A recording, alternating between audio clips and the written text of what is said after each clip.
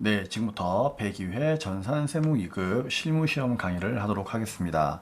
우리 회사는 반도 산업이고요. 제조와 도소매업을 영위하고 있고 단기라고 생각하시면서 문제를 풀면 되겠습니다.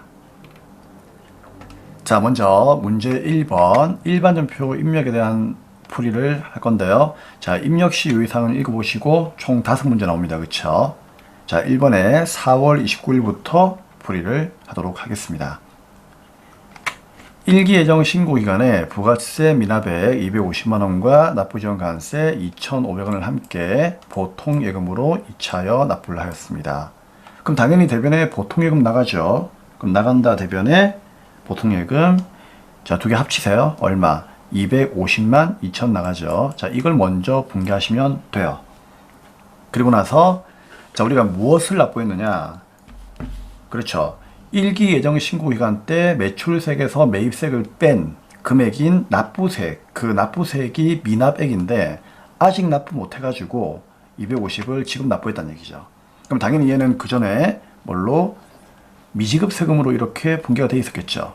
문제가 지금 답을 주고 있어요. 그렇죠? 그럼 미지급 세금이라고 하는 부채가 차변에 감소하는 2번 분개하시면 되는 거죠. 얼마? 얘는 250이에요. 그럼 쌤, 나머지 2,500 이거는 뭔가요?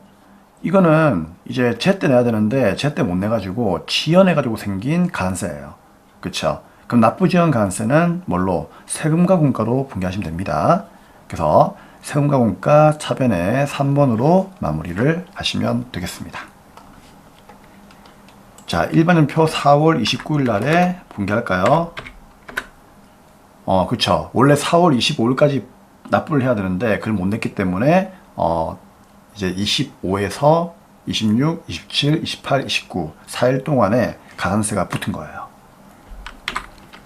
자, 대변에 보통예금 나갑니다. 얼마 나갑니까? 250만 2,500원 맞나요? 그리고 차변에 미지급 세금을 먼저 없애야 되겠죠. 자, 이거는 250만 원이죠. 그리고 나머지는 차변에 뭐다? 세금과 공가, 판매비와 관리비 코드로 800번대 입력을 하시면 되겠습니다. 자, 기본 강의에서도 부가가치세 3개 처리와 납부 분개는 잘 나온다고 했으니까 꼭 이 분개를 이해하시면 되고요. 참고로 이제 이 분개 다시 한번 더 여러분께 설명 좀 해드릴게요. 간단하게. 자, 우리가 이제 어떤 재화를 매입을 하게 되면은 부가세 대여금이라고 하는 매입세액이 생기죠.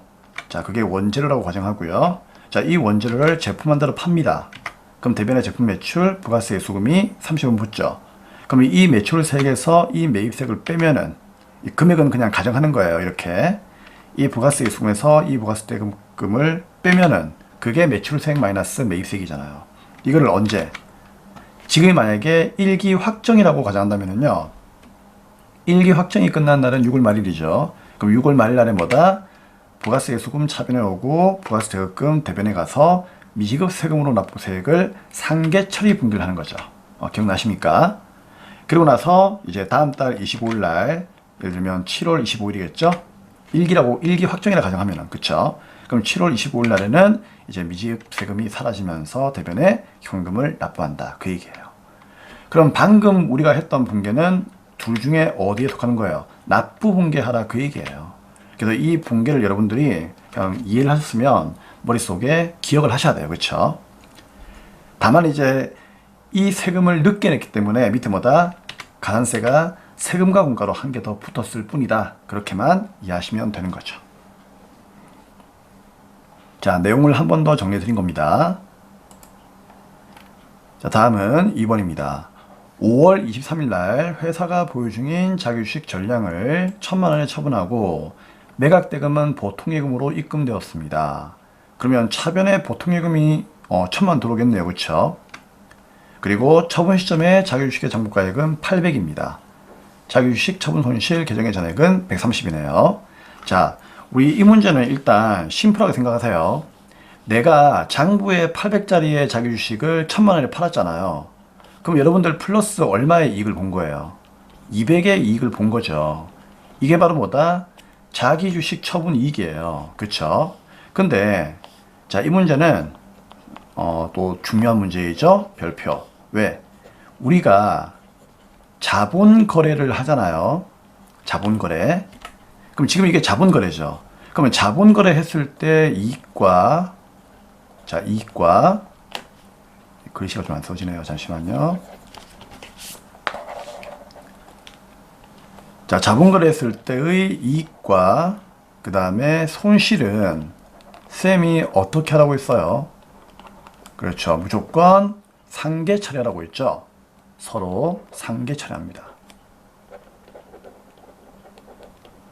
그러면 이 말은 무슨 말이냐? 자, 보세요. 내가 200짜리를 1000만 원에 팔았으니까 자, 대변에 자기주식 나간다. 1번 800만 나가죠. 이거는 무조건 장부가액이 나가는 거니까. 그럼 차변에 돈은 얼마? 1000만 들어왔으니까 2번이에요. 그쵸? 근데 여기서 자기주식 처분 손실 130만 원이 있다라고 하는 이 말이 없었더라면 정답은 대변은 뭐예요? 심플하게 자기주식 처분 이익 200이 정답이 되겠죠. 근데 그 전에 우리가 이미 자본거래에서 발생한 자기주식 처분 손실이라고 하는 손실이 있었다는 얘기죠. 그럼 얘가 있었을 경우에는 어떻게 분개하느냐? 얘를 먼저 상계하라는 얘기죠. 퉁치고 나머지를 이익으로 돌리라는 얘기죠. 그래서 자기주식 처분 손실은 자본의 감소이기 때문에 항상 자리가 차변이에요. 맞죠? 그러면 처분하면서 돈을 벌었으니까 이 손실을 대변에 없애버리고, 맞죠? 나머지를 마지막으로 이제 70만 원만큼 처분 이익으로 분개를 하면 된다. 그 얘기예요. 이해할 수 있겠죠? 그래서 무조건 200을 자기주식 처분 이익으로 분개하는 것이 아니고 손실이 있다면 걔를 어떻게 한다? 없애버리고 걔를 먼저 퉁치고 그 다음 남는 걸 이익으로 보자. 그 얘기입니다. 그래서 200을 벌었지만 손실이 130 있었으니까 결국은 70만 원만큼만 우리가 번 거예요. 자, 5월 30일 가겠습니다.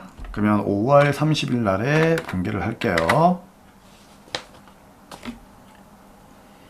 아, 5월 23일입니까? 죄송합니다. 그럼 대변에 자기 주식 일단 나갑니다. 얼마짜리? 800이 나갔다. 근데 차변에 보통 예금이라고 하는 돈은 얼마가 들어왔다? 1000만 원 들어왔다. 그래서 200이 좋았죠. 근데 그 전에 손실이 있었기 때문에 걔부터 없애버리란 얘기죠. 그래서 자기주식 처분 손실을 먼저 130만 원만큼을 없애버리고 나머지 70을 이익으로 보자. 그 얘기예요. 자기주식 처분이 이해되겠죠? 그래서 이 문제를 풀 때는 항상 자본거래 이익과 손실은 서로 상계한다. 이걸 꼭 기억하셔야 됩니다. 전산세무 2급의 빈출이에요. 그럼 우리 옛날에 공부했던 것 중에서 하나만 더 해볼까요? 증자할 때 여러분들 주식 발행 초과금 알죠? 그럼 얘는 뭐하고 상계해요? 얘는 그렇죠. 주식 할인 발행 자금 기억나시죠? 얘하고 상계하면 되고요. 그 다음에 감자 차익은 누구랑 상계해요? 차익은 그렇죠. 얘는 이제 감자 차손과 상계를 하면 됩니다. 기본 강의 때 얘기 드렸죠. 너무 중요하기 때문에 한 번 더 설명을 드린 겁니다. 자, 1번, 2번은 완전 빈출이기 때문에 여러분께 설명을 안 드릴 수가 없었어요. 조금 길어지더라도 꼭 기억을 하시고요. 자, 이제 그러면 다음 문제 보도록 하겠습니다. 자, 3번입니다. 11월 15일 날 하나은행으로부터 5년 뒤 상환조건으로 1억 원을 차입하고 보통예금 계좌로 입금받았습니다. 뭐 이거는 쉽죠? 네, 바로 하겠습니다. 뭐 이런 걸 우리가 풀이해야 될 이유는 없죠. 자, 돈 빌렸으니까 차변에 보통예금 들어와요. 자, 얼마 들어옵니까? 1억 원 들어오고요. 5년 뒤에 갚을게. 대변에 뭐 장기죠. 장기 차입금 적고 그렇죠. 이름은 하나은행을 달아주시면 된다. 쉬운 문제였기 때문에 넘어가겠습니다. 자, 4번도 별표. 그렇죠. 달러. 달러는 늘 나오죠. 11월 25일 날 ABC사에 외상매출금 2만 달러를 회수하여 당사의 보통예금에 입금하였습니다. 환율은 다음과 같습니다. 우리나라가 만약에 미국이었다면요. 그쵸? 이 문제는 정답이 아주 심플해요. 왜? 외상값 받은 거니까 차변에 보통예금 얼마? 2만 달러 이래 분개하면 되고요. 대변은 뭐다?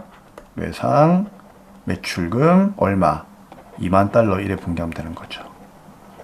근데 여기는 한국이에요. 맞죠? 그렇기 때문에 이렇게 달러로 분개하면 안 돼요. 그래서 환율을 적용해야 되는데 보통 예금은 오늘 들어왔으니까요. 오늘이 며칠이에요, 여기에. 11월 25일이죠. 그러면 11월 25일 날의 환율인 1300을 곱하면 되는 거예요. 이해되죠? 근데 이 외상물 추금은 옛날에 생긴 거니까 옛날 7월 1일 날 그 당시에 생긴 거니까 이 당시에 환율을 곱하면 되는 거죠. 얼마? 1200원입니까? 맞나요? 네. 그러면 보통 예금은 차변에 1번 얼마 들어온다? 2만 달러 곱하기 1300 해가지고 2600 들어오고요. 외상물 추금은 2만 달러 곱하기 1200 해가지고 2400 사라지는 거죠. 그쵸? 그럼 나는 보세요. 2400만 원만큼만 받으면 되는 거죠. 외상물 추금은 받을 거잖아. 그쵸? 근데 달러가 오르는 바람에 뜻하지 않게 2600 들어와가지고 200이 더 들어온 거예요. 기분 좋죠? 이게 수익이에요. 그 수익의 이름을 뭐라고 한다? 외환 차익. 200만 원 이렇게 분개하면 되는 겁니다. 전산학의 1급이죠. 네. 하지만 전산 세무에서도 잘 나옵니다. 자, 그러면 11월 25일 날에 분개합시다. 차변에 보통 예금이 들어옵니다. 얼마가 들어와요? 오늘의 환율 2600. 그 다음에 대변에 외상 매출금 사라집니다. 거래처 누구? A, B, C사. 영어로 A 적고 엔터 치면 바로 나옵니다. B, C까지 적을 필요는 없어요. 얼마? 2400 사라지죠. 옛날의 환율. 자, 그래서 대변에 돈 벌었다. 맞죠? 얼마? 200. 얘를 외환 차익으로 분개를 하시면 되겠습니다. 그래서 받아야 될 돈이 이건데 그보다 많이 들어왔으니까 이익이다. 이렇게 심플하게 생각하세요, 여러분. 아시겠죠? 자, 5번 11월 29일 날 영업부에서 매출 거래처 직원과 식사를 하고 식사비 10만 원만큼을 법인카드로 결제했습니다. 회계 1급 수준의 문제니까 바로 갑니다. 자, 12월 29일 날 차변에 거래처하고 밥 먹었으니까 접대한 거죠. 누가? 영업부가. 그러면 800번 때 10만원 카드를 긁었네요. 그러면 다음 달에 결제해야 되겠죠. 카드는 외상이에요. 하지만 장사가 아니므로 미지급금으로 분개하시면 되고요. 거래처는 누구? 카드는 무조건 카드사를 달아야 돼요. 그 카드사한테 돈을 줘야 되기 때문이죠. 신한카드 달아주시면 되겠습니다. 이렇게 해서 일반연표에 대한 분개는 마무리를 하도록 하겠습니다. 네, 그러면 이제 메인 매출전표로 가도록 하겠습니다. 네, 이제 문제 2번 메인 매출전표 입력에 대해서 설명하도록 하겠습니다. 입력 시 유의사항 보시고요. 자, 1번부터 보겠습니다. 자, 별표. 자, 드디어 나왔네요. 그렇죠? 이게 가끔씩 이제 나오게 되면은요, 어려운 건 아닌데 예정 누락을 체크하는 걸 여러분들이 찾지 못해가지고 틀리는 경우가 많죠. 결국은 복습에 대한 부족이 원인입니다. 그렇죠? 이거 쉬운 거예요. 자, 가끔씩 나옵니다. 7월 30일 보겠습니다. 경영 지원팀 직원들이 야근 식사를 하고요. 다음과 같은 종이 세원계 안설을 수취했답니다. 체크. 2기 부가세 예정 신고 시에 해당 세원계 안설을 누락하여 2기 확정 신고 기간에 부가세 신고서에 반영을 하려고 합니다. 반드시 해당 세원계 안설을 2기 확정 신고 기간에 부가세 신고서에 반영할 수 있도록 입력 및 설정을 하세요 라고 되어 있습니다. 자, 이 입력 설정하는 게 중요하죠. 이게 별표예요. 이거를 잘해야 돼요. 이거를. 외상대금은 미지급금으로 처리할 것. 그러면 일단 이건 나중에 하면 되니까 그냥 하던 대로 분개하시면 돼요. 그쵸? 그러면 식사를 제공하고 세원계 안설 받아왔으니까 돈 쓴 거죠. 매입이고요. 세원계 안서니까 매입에 과세로 가시면 되겠죠. 자, 그러면 메인 매출표 날짜는 며칠입니까? 네, 7월 30일이죠. 네, 7월 30일로 가겠습니다. 자, 유형 선택부터 할게요. 매입에 과세니까 51번. 품목은 식대. 자, 금액이 방금 얼마였습니까? 140만원에 14만원이었죠. 그리고 거래처는 누굽니까? 자, 거래처는 지금 문제 안 나와 있고요. 맞죠? 여기를 봐야 됩니다. 그럼 우리 회사가 반도산업이고, 그렇죠? 그럼 공급자는 누구이다? 남해식당이니까 남해식당으로 거래처를 다녀야 되겠죠. 얘는 종이세 연관서기 때문에 전자에 체크하면 안 돼요. 자, 붕괴는 어떻게 한다? 붕괴는 외상으로 했다고 했죠 아까. 근데 미지급금이니까 혼합으로 가야 돼요. 자, 차변의 원재료 아닙니다. 직원들에게 식사를 제공했으니까 복리후생비고요. 경영 지원팀이 했으니까 판매비와 관리비로 가시면 돼요. 공장은 아니잖아, 그렇죠? 그러면 차변의 복리후생비, 매입세 공제 받을 수 있는 부가세 대여금이 붕괴가 될 거고요. 자, 대변에 이제 돈 줘야 되는데 이거 외상이니까 미지급금이 된다 그 얘기죠. 그래서 이렇게 붕괴를 하시면 됩니다. 근데 이렇게 하고 나서 이제 그냥 다음 문제를 풀면 안 돼요. 왜? 얘는 원래 뭐다? 1기 2기입니까? 네, 2기 예정 신고 시에 우리가 신고를 했어야만 되는 건데, 맞죠? 얘를 뭐다? 누락한 거예요. 그래서 누락을 했기 때문에 얘는 어떻게 한다? 확정 신고 때 우리가 신고할 수 있도록 이제 신고서에 자동 반영되도록 이제 설정을 한 얘기죠. 그럼 이 설정 셈이 어떻게 한다고 했죠? 자, 이 상태에서 공급가액을 마우스로 클릭을 하세요. 그리고 위에 간편 집계 보이나요? 오케이. 클릭. 자, 이 꺽쇠를 클릭하게 되면은 밑에 예정 누락분이 뜬다고 했죠? 클릭. 그러면 이거, 자, 7월 달이니까 2기 언제예요? 예정이죠. 그럼 2기 예정 때 신고 못해가지고 2기 확정 때 신고한다고 했으니까 확정 신고 기간의 첫째 날 셈이 적용된다고 했죠. 맞죠? 그러면 언제 날짜로? 2022년도 확정 신고는 10월 1일부터 12월 말까지니까 10월 1일 적용되겠죠. 그래서 확정 신고 개시 연월인 10월 1일로 이렇게 날짜 맞추어서 확인 누르면 끝나는 겁니다. 자, 이 확인을 누르시면은요, 여기에 매입 옆에 예정 누락분이라고 뜰 거예요. 볼까요? 확인. 자, 누락 뜨죠? 이 표시가 있으면 끝입니다. 그리고 나서 다음 문제를 풀면 돼요. 이해되겠죠? 쌤, 이렇게 체크하면은요, 자동으로 이게 누락분이 반영된다고 했는데 어떻게 반영되는 겁니까? 그걸 좀 잠시 보여드릴게요. 부가세 신고서 띄우잖아요. 그러면 2기 확정 때 신고한다고 했으니까 10월 1일부터 2기 확정이 12월 말까지 놓으세요. 엔터. 그러면은 매입의 예정 신고 누락분이 140에 14만원 자동으로 이렇게 뜹니다. 이게 왜 이렇게 뜨는가 하면은 방금 여기에 이 체크를 했기 때문에 자동으로 뜨는 거예요. 이렇게 하기 위해서 이 설정을 하라는 얘기였습니다. 아시겠죠?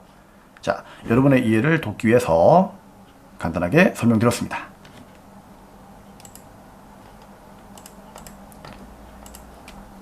다음은 이제 2번 문제를 보도록 하겠습니다.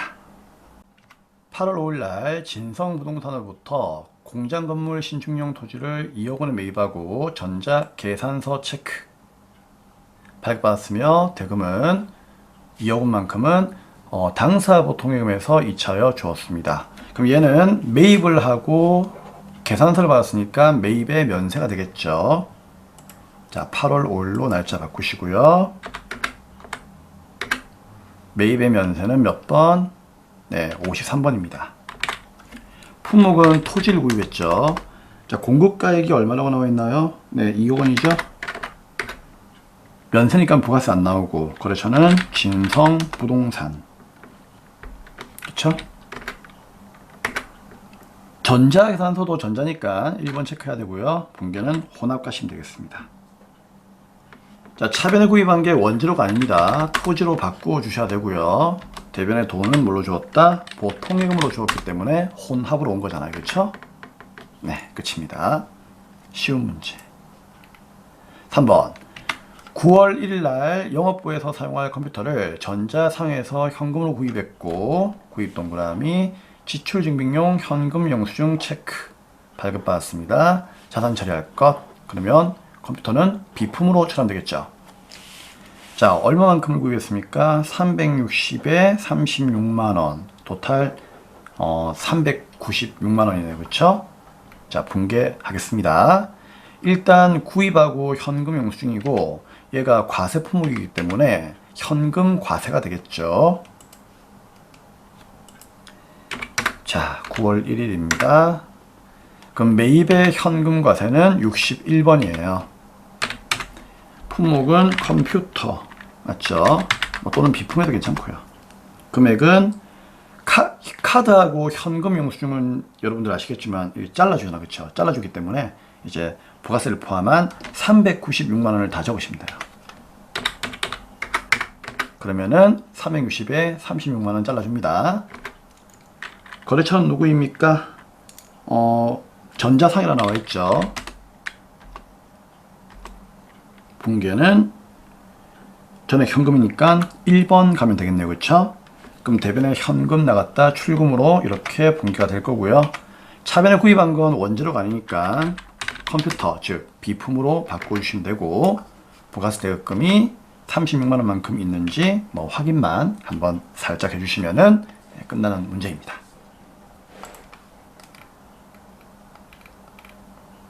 다음은 4번 문제입니다. 9월 25일 날 회사는 로운 캐피탈로부터 관리 업무용 수용차 개별 소비세 과세 대상 차량입니다. 그쵸? 네. 그럼 이거는 공제가 안 되는 거죠. 렌트를 했답니다. 렌트를 하고 아래의 전자세원계안서를 발급받아 왔습니다. 안타깝지만 개별 소비세 과세 대상 차량이니까 1000cc 초과죠. 이런 거는 공제가 안 됩니다. 아시겠죠?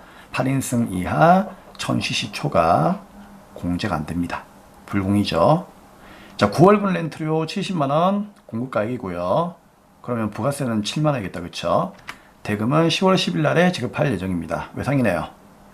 렌트료에 대해서는 이거 임차료 과목으로 사용하랍니다. 그쵸? 그래서 임차료로 분개하시면 됩니다. 자, 금액 나와 있고 돈 안 줬고. 자, 그러면 일단 날짜를 9월 25일로 가볼까요?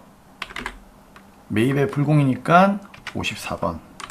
품목은 뭐 렌트료 안 되고요. 금액은 얼마입니까? 네, 70만원에 7만원이었죠. 그리고 거래처 이름은 로운 캐피탈. 전자에다가 1번 여 체크하시고요. 불공제 사유는 F2 누르고 어디입니까? 네, 승용차 관련이니까 3번이겠죠. 붕괴는 어떻게 할까요? 네, 혼합으로 가면 되겠죠. 차변에 원재료 구입한 건 아니에요. 이거는 렌트하면서 월세를 주고 있는 거죠. 그래서 임차료. 우리가 월세가 항상 건물만 생각하시면 안 됩니다, 여러분. 아시겠죠? 회사에 가면은요, 복사기도 렌탈이고, 그쵸? 건물도 렌탈이고, 정수기도 렌탈이고, 또 자동차도 요즘에는 렌탈 많이 해요. 이런 렌탈비들은요, 임차료로 분개하시면 됩니다. 그래서 회계에서 임차료는 넓은 의미가 있단 말이에요. 몇 번 때? 800번 되죠? 누가 씁니까? 이거? 네, 관리 업무용으로 쓰는 거니까 800번 때. 자, 대변의 돈은 나중에 줄게. 미지급금 이렇게 분개를 하시면 되겠네요. 로운 캐피탈 거래처 확인해 보시고요. 다음 5번입니다. 9월 30일 날에 중앙상사에 8월 3일 외상으로 판매했던 제품 중 2대가 대당 250에 부가세 별도죠. 제품 불량으로 인해 반품되었답니다. 반품되면은 금액이 마이너스로 간다는 거 알고 있죠? 이에 따라서 수정세원계안서 체크 발급하였고 대금은 외상매출금과 상계하기로 하였다. 금액은 마이너스로 처리할 것. 자, 그러면 일단 판매와 관련된 거니까 판매로 가야 되고요. 수정세원계안서도 세원계안서니까 과세로 가야 돼요. 그래서 9월 30일 날 매출의 과세로 갈 수밖에 없습니다. 자, 품목은 제품 적으시면 되고요. 자, 이거 금액은 어떻게 적어야 될까요? 2대인데 대당 250이죠. 그러면 2대인데 대당 250이니까 여기다가 마이너스 2 치고요. 250 치면은 이렇게 마이너스 500에 마이너스 50이 만들어집니다. 아니면 그냥 손으로 이거 안 적더라도 마이너스 500, 마이너스 50 이렇게 하시면 돼요. 상관없어요. 자, 거래처 누구입니까? 중앙생사였죠? 네. 그리고 전자에다가 체크합니까? 전자 성은계 안 서니까 전자 체크해야죠. 붕괴는 어떻게 할까요? 전액 외상 누르면 끝입니다. 왜? 팔았던 물건이 반품되었기 때문에 제품 매출에서 마이너스로 이렇게 500과 부가세 예수금을 50을 빼야 되고 또 외상값에서도 빼야 되기 때문에 이렇게 전액 외상을 누르시면은 전산이 알아서 붕괴를 마이너스로 다 잡아줍니다. 아시겠죠? 네, 이렇게 해서 우리는 매일매일 출연표 입력에 대한 풀이도 마무리가 되었습니다.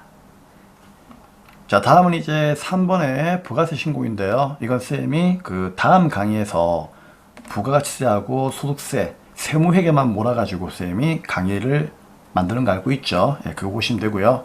지금은 재무회계 파트만 공부하는 거기 때문에 결산으로 바로 넘어가도록 하겠습니다. 네, 문제 4번 결산 문제 풀이를 하도록 하겠습니다. 잠시 화면을 보시죠. 자, 우리 결산 문제는 첫 번째 수동 결산 먼저 하고 두 번째 자동 결산한다. 알고 있죠? 그래서 수동 결산은 일반 전표에 직접 붕괴하시면 되고요. 자동 결산은 결산 입력 메뉴에 금액을 입력한 후에 전표 추가하시면은 자동으로 붕괴를 해준답니다. 자동 결산은 5가지가 있죠? 누가 있습니까? 그렇죠. 기말 재고, 대손, 감가, 퇴직금, 법인세. 5가지가 자동이고요. 나머지는 거의 다 수동이라고 생각하시면 되겠습니다. 기대감, 퇴법 이렇게 외우세요. 자, 수동은 수, 자동은 자. 먼저 골라내도록 하겠습니다. 자, 1번 문제를 보니까 네, 수동이죠. 네, 2번도 어떻습니까? 네, 수동입니다. 자, 2번 별표죠. 어려워요. 2번. 자, 3번 당연히 수동이고요. 4번도 수동입니다. 자동이 하나밖에 없네요. 5번이죠. 얘는 자동이죠. 이유는요. 감가. 그쵸? 감가. 감가는 자동이에요. 네. 그러면 1, 2, 3, 4를 수동으로 붕괴하고 나머지는 자동으로 처리하도록 하겠습니다. 자, 1번 보겠습니다. 1번 문제는 잠시 화면을 보면서 이야기를 해드릴게요. 자, 문제를 보겠습니다. 2020년도 말 현재 마케팅팀에서 구입 시 전액 비용으로 처리한 소모품 중 미사용액이 530만원만큼이 있답니다. 회사는 미사용액을 자산 처리하고 있습니다. 자, 이 말이 무슨 말인가 하면요. 우리가 이번 연도에 소모품을 구입을 했는데 구입 시의 전액보다 비용으로 처리했다는 얘기는 비용으로 붕괴했다는 얘기겠죠. 그러면 그 당시에 붕괴를 해볼까요? 자, 구입 시에는 비용 잡았으니까 차변에 소모품비 얼마, 그쵸? 돈 주었겠죠. 이게 중요한 건 아니에요. 그럼 대변에 현금 얼마 이렇게 붕괴를 했겠죠. 근데 얼마만큼 구입한지 모르기 때문에 금액은 물음표예요. 물음표 한다고 해가지고 문제 푸는데 전혀 지장이 있는 건 아닙니다. 그래서 물음표로 이렇게 해놓으세요. 아무튼 이렇게 붕괴했다는 얘기죠. 붕괴했는데 나중에 이제 12월 말날, 그렇죠, 지금 현재 결산이죠. 그렇죠? 그래서 이 소모품이 얼마만큼 사용하고 남았는지를 보니까는요 530만원만큼이 창고에 남아있다라 그 얘기예요. 왜? 사용을 안 했으니까. 그렇죠? 그러면 사용을 안 했던 530만원만큼은 과연 비용으로 볼 수가 있느냐 그 얘기예요. 회계는 그럴 수 없다 그 얘기입니다.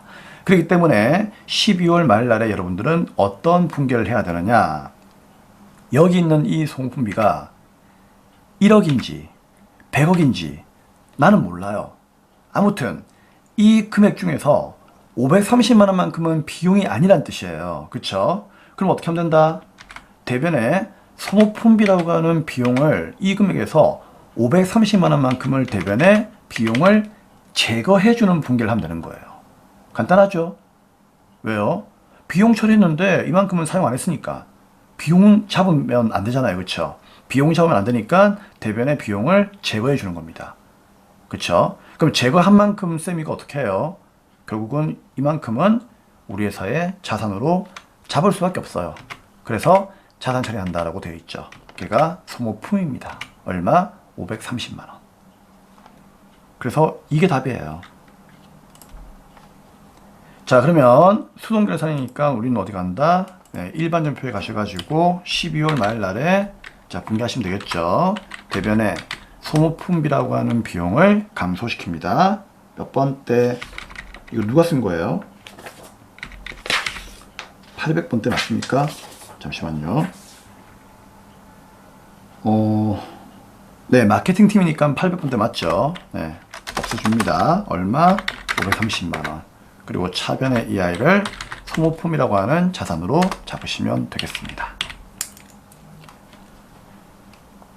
회계 1급 때 다 공부한 내용이기 때문에 뭐 어려운 내용은 아니겠지만 또 여러분들이 혹시나 모르시는 분들이 있을까봐 다시 한번 설명을 드린 겁니다. 공부하세요. 잘 나옵니다. 자, 다음은 이제 2번 문제입니다. 자, 이번 문제 상당히 어렵죠. 쌤이 기본 강의 때 여러분께 집중 설명할 정도로 중요한 내용이기 때문에 자, 이번 문제도 별표를 하시고 꼭 연습을 하셔야 됩니다. 자, 일단 화면을 좀 볼 건데요. 자, 얘도 필기할게요. 아까 우리 왜 일반 전표에서 자본거래 이익과 손실은 서로 상계한다라고 해가지고 자기주식 처분 손실과 이익은 서로 상계했죠. 맞죠? 자, 얘도 그 내용하고 비슷한 내용입니다. 물론 매도가능증권은 그 기타 포괄 손익 누계액에 속했기 때문에 쌤이 일반 전표에서 언급하지는 않았지만 얘도 똑같이 자본거래 이익과 손실은 서로 상계한다. 이 개념을 가지고 문제를 푸셔야 돼요. 근데 이 문제는 여러분들이 내공이 좀 깊지가 않는 이상은 가급적이면 취득가액과 정기말 공정가액과 기말 공정가액이 나와 있는데 얘네들 갖다가 시점별로 분개를 해서 문제를 푸는 방식으로 연습을 하세요. 그렇게 해서 만약에 반복을 많이 하게 되면 나중에는 어떤 직관이 생겨가지고 바로 분개할 수도 있겠지만 굳이 시험장에서 그런 직관이 생길 필요는 없습니다.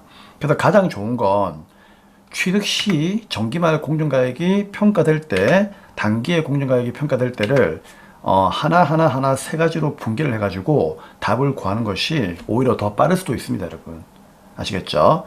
자, 그러면 일단 이게 무슨 내용인지 문제를 보면서 풀이를 하겠습니다. 자, 전기에 취득을 했답니다. 그쵸? 그럼 전기에 우리 회사가 매도가능증권을 취득을 했는데 기말 현재 보유 현황은 다음과 같습니다. 주어진 내용 이외의 거래는 고려하지 않는답니다. 자, 그러면 무슨 소리냐? 우리가 세무통상이라고 하는 그 회사의 매도가능증권을 취득을 했는데 그 당시가 1,500이었어요. 그림으로 그려드리면 여기가 정기가 되겠죠. 그럼 작년 정기 때 출가액이 1,500인데 작년 정기의 말의 공정가액은 얼마이다? 1,480이었다 그 얘기예요.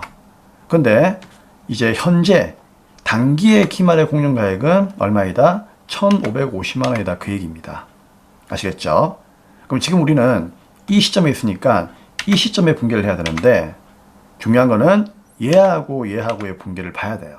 그래서 취득 시의 분개를 어떻게 했는지 보니까 자, 이렇게 했답니다. 1,500에 구입을 했으니까 차변에 뭐다? 매도가능증권이 1,500이 들어갔겠죠. 그쵸? 그리고 대변에 현금을 1,500 주었을 거예요. 맞습니까? 자, 이게 이 당시의 분개이고 그 다음에 전기말 공정가액. 자, 이건 왜 나와 있을까요? 매도가능증권도 단기 매매증권과 마찬가지로 전기가 아니고 미안합니다.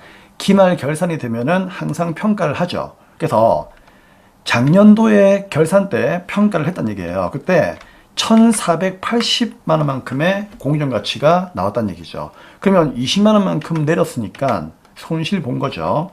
그러면 작년에 기말에는 평가했을 때 어떻게 분개했다?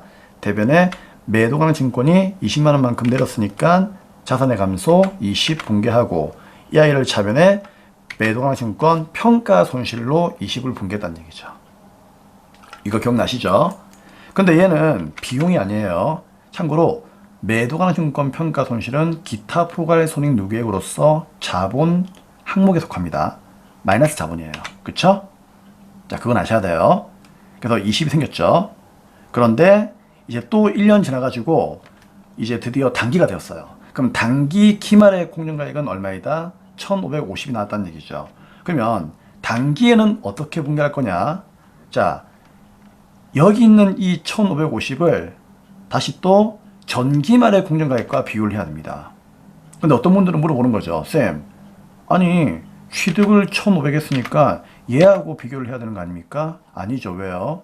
얘는 이미 전기의 말의 공정가액과 비교했기 때문에 비교함으로 인해 가지고 금액이 1480이 되었어요. 그러면 장부상에는 1480이 되었기 때문에 1480과 다시 단기의 기말 공정가액을 비교해야 되는 거지 취득가액과 비교하시면 안 됩니다. 그래서 이 문제의 가장 중요한 핵심은 전기 말의 공정가치와 비교하여 평가를 해야 되는 거예요. 그래서 얘하고 비교해서 평가해야 되는 거지 얘랑 비교하시면 안 돼요. 자, 그러면 1480만원짜리가 1550이 되었으니까 이번에는 70만원만큼 올랐죠. 그래서 단기 말의 평가의 분계는 차변에 올랐으니까 매도강증권 자산을 70만원 증가시키면 되고요. 그쵸? 그럼 대변에 이 아이를 뭘로 분계한다? 매도강증권 평가이익으로 분계를 해야 되겠죠. 맞죠? 근데 이게 70이 아니에요. 왜? 매도강증권 평가 손실과 이익은 수익 비용이 아니라 자본 항목이기 때문에 똑같습니다. 자본거래 이익과 손실은 서로 상기하듯이 얘들도 상기를 해야 돼요. 그래서 이미 있었던 이 평가 손실을 대변에 없애버려야 돼요. 없애버리고 20만원. 그럼 나머지 이제 20만원 퉁치고 나머지 남은 50만원만큼을 이익으로 보겠다는 얘기죠. 그래서 정답은 매도강증권 평가 이익이 50만원이 되는 겁니다. 70이 아니고요. 왜? 그 전에 이미 평가 손실이 있었으니까 얘를 퉁치고 나머지를 이익으로 보란 얘기죠. 그러면 정답은 누가 되겠습니까? 단기말에 평가한 이 세 번째 분계가 이 2번 문제의 정답 분계가 되는 겁니다. 하지만 쌤이 이 세 가지를 다 분계한 이유는 이렇게 하나씩 비교를 해보시라고 쌤이 여러분께 좀 길었지만 설명을 드린 거예요. 그래서 이 문제 어려우니까 잘 모르시는 분들은 취득 시, 정기말 평가 시, 단기말의 평가 시 3단계 이제 뭡니까? 분계로 비교를 하면서 정답을 구하시면 되겠습니다. 자, 그럼 우리는 여기 있는 마지막 분계인 요 분계를 이제 일반점표에다가 분계할게요. 자, 12월 말날 차변에 매도 가능증권이 70만원만큼 올랐다. 자, 이거는 몇 번을 쓰면 되겠습니까? 자, 이거는 아무런 말이 없으면요 그냥 투자자산 코드로 분류를 하시면 됩니다. 자, 우리 매도가능증권은 아무런 말이 없으면요 투자자산 코드인 178번 코드로 여러분들이 분계하시면 돼요. 자, 얼마 올랐다? 70만원. 그리고 대변에 얘를 전부 다 매도가능증권 평가이익으로 분계하는 게 아니고 기존에 있었던 평가 손실을 먼저 없애라는 얘기죠. 그게 얼마? 20만원이죠. 얘를 상계하고 나머지를 매도가능증권 평가이익으로 돌리면 된다. 자, 조금 여러분께 설명을 좀 길게 했지만 좀 어려운 문제였기 때문에 시간이 좀 가더라도 이해해 줄 수 있도록 부탁을 드리겠습니다. 자, 다시 한 번 더 요거 필기하시고 꼭 반복하셔야 됩니다. 네, 이제 그러면 3번 문제를 보도록 하겠습니다. 네, 3번 문제입니다. 진성상사에 대한 자금에 대하여 장부에 계상한 이자 수익이 있죠. 자, 수익은 항상 대변의 발생이죠. 자, 그 수익 중에서 그 수익이 얼마인지 몰라요. 얼마인지 모르겠지만 그 수익 중에서 36만원만큼은 차기에 해당하는 금액이다. 그러면 단기분이 아니죠. 그러면 이 말이 무슨 말인가 하면은 장부에 계상했다는 얘기는 장부에다가 분계했다는 얘기예요. 그럼 우리 장부에 현재 이자 수익이 대변에 얼마인지 모르겠지만 이렇게 분계가 돼 있겠죠. 근데 이 중에서 36만원만큼은 단기분이 아니고 내년 거니까 당연히 이 수익은 소멸을 시켜야 되겠죠. 맞잖아요. 단기분이 아니니까. 그쵸? 그래서 어떻게 한다? 얘는 요 금액만큼은 여기서 빼야 돼요. 이해되겠죠? 그 얘기였습니다. 그래서 정답은 이자 수익이라고 하는 수익을 차변에 얼마? 36만원만큼은 감소를 시키는 분계를 해야 된다. 그 얘기예요. 이해되겠습니까? 그럼 쌤, 대변은 뭘 분계하죠? 당연히 장부에 계상했다는 얘기는 돈을 받았으니까 장부에 계상했겠죠. 그렇죠. 그러면 얘는 뭐다? 내년 거를 미리 받았으니까 먼저 받은 수익이다 해가지고 선수 수익으로 분개하시면 되겠습니다. 원래는 선수익은 거래처를 달아야 되는데 여기에서는 거래처 입력을 생략하라고 했기 때문에 안 달아도 정답으로 인증해 주었던 문제였습니다. 하지만 원칙적으로는 달아 주셔야 됩니다.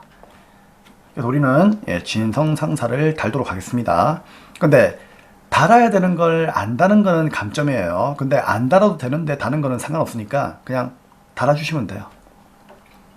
자, 그리고 음수로 회계 처리하지 않는다. 이거는 뭐 상관없죠. 우리는 원래 음수로 회계 처리하지 않습니다. 출제위원들이 음수로 회계 처리하는 걸 별로 안 좋아해요. 그렇기 때문에 음수로 처리하는 것은 출제가 거의 안 돼요. 그렇기 때문에 쌤은 그 기본 강의에서도 음수 처리는 강의하지 않습니다. 네. 자, 그러면 12월 말날 차변에 이자 수익이라고 하는 수익을 일단 36만원만큼을 감소시키면 됩니다. 왜? 내년 거니까. 그럼 얘는 내년 거를 미리 받았으니까 선수 수익으로 분개를 하시면 되겠습니다. 자, 거래처 이름은 누구입니까? 네, 진성상사죠. 달아도 좋고 안 달아도 괜찮은데 뭐 다는 쪽으로 쌤은 습관을 드리겠습니다. 그래도 혹시나 모르니까, 그쵸? 자, 4번입니다. 정기말 유동성 장기부채로 대체한 중앙은행의 장기차입금 2천만원만큼의 상환기간을 당사의 자금 사정으로 인하여 2년 연장하기로 계약했습니다. 이 말은 무슨 말이죠? 원래는 이제 정기말이니까 작년 12월 말날에 장기차입금을 유동성 장기부채로 대체를 했다는 얘기죠. 그러니까 작년에 이제 갚아야지 하면서 차변의 장기차입금 얼마 2천만원 이렇게 분개했고요. 작년에 얘를 대비는 뭐다? 유동성 그렇죠. 장기부채로 2천만원 이렇게 분개했다는 얘기예요. 여기까지는 이해되죠? 그쵸? 근데 이제 이 유동성 장기부채를 이번 연도에 갚아야 되는데 갚아야 될 상황이 아니다 보니까 2년만 좀 더 연장하자 그 얘기예요. 그쵸? 그럼 어떻게 하면 된다? 얘를 역분개하시면 되는 겁니다. 그래서 차변에 유동성 장기부채 감소시키고, 그쵸?